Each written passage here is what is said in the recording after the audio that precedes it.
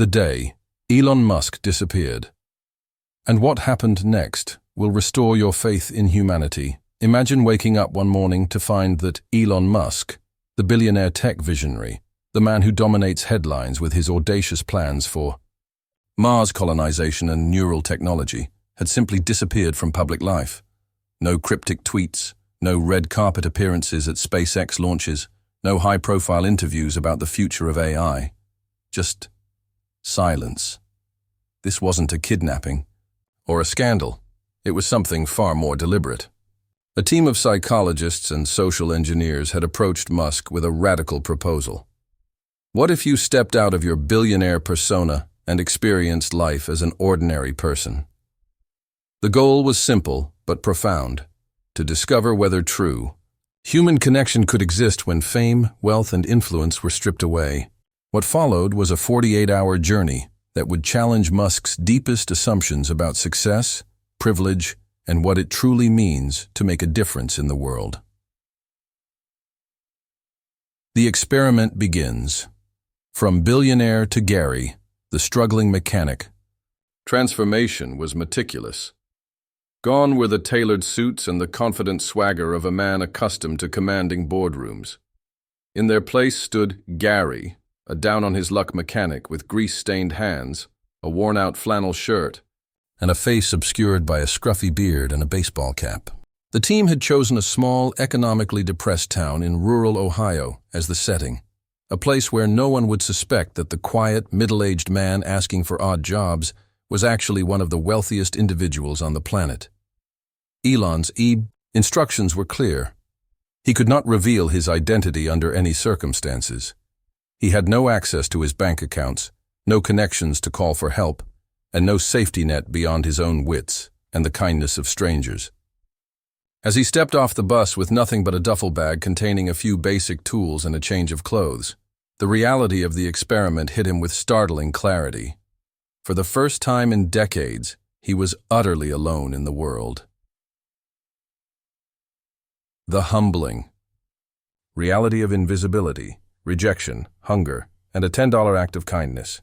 The first day was a brutal lesson in humility. Gary wandered the streets, approaching small businesses and auto shops, offering to work in exchange for a meal or a few dollars. The responses ranged from indifference to outright hostility. At a local diner, when he hesitantly asked if he could wash dishes for some food, the manager scoffed and told him to move along before he called the cops.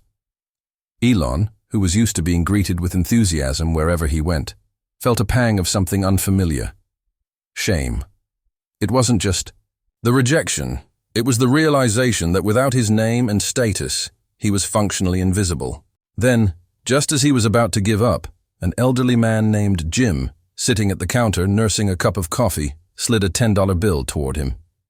"Get yourself something to eat, son," Jim muttered, not even looking up. "You look like you could use it."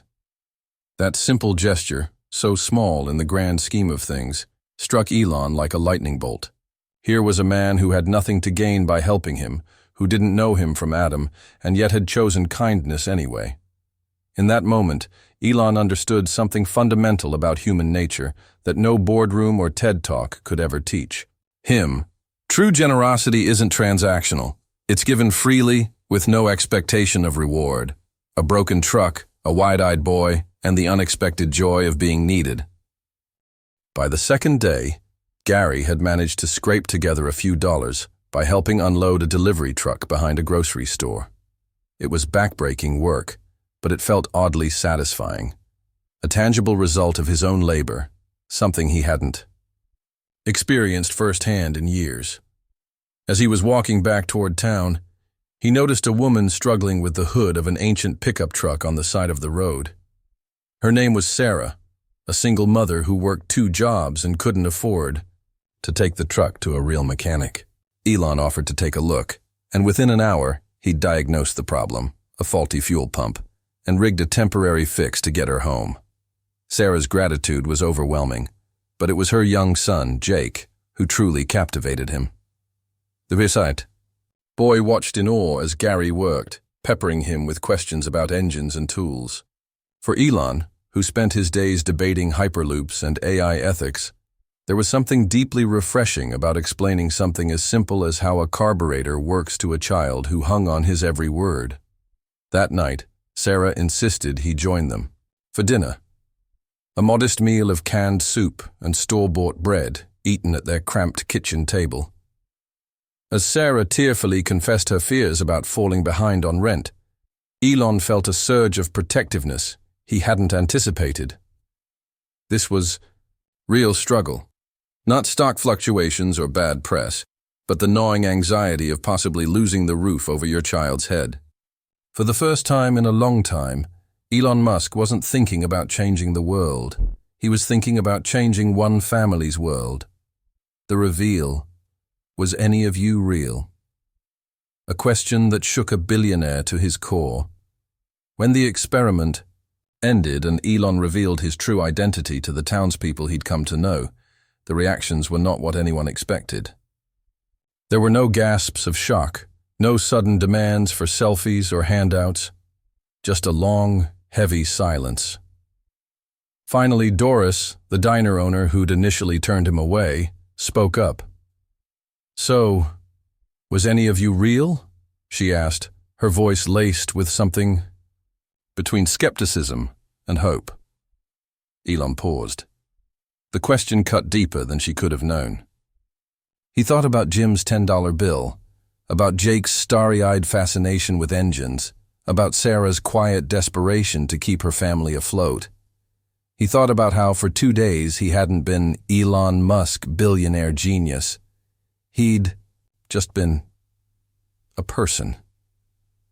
And yet, in some ways, he'd mattered more in those small interactions than he had in years of board meetings. "Yeah," he finally said, his voice rough with uncharacteristic emotion. "Maybe more real than anything else." The aftermath. Anonymous, help and a lesson. That couldn't be bought. As he left town, Elon arranged for anonymous financial assistance to be sent to Sarah, Jim, and a few others he'd met. Not as a grand, self-aggrandizing gesture, but because he'd seen their struggles firsthand and genuinely wanted to help. The experience left him with a profound shift in perspective.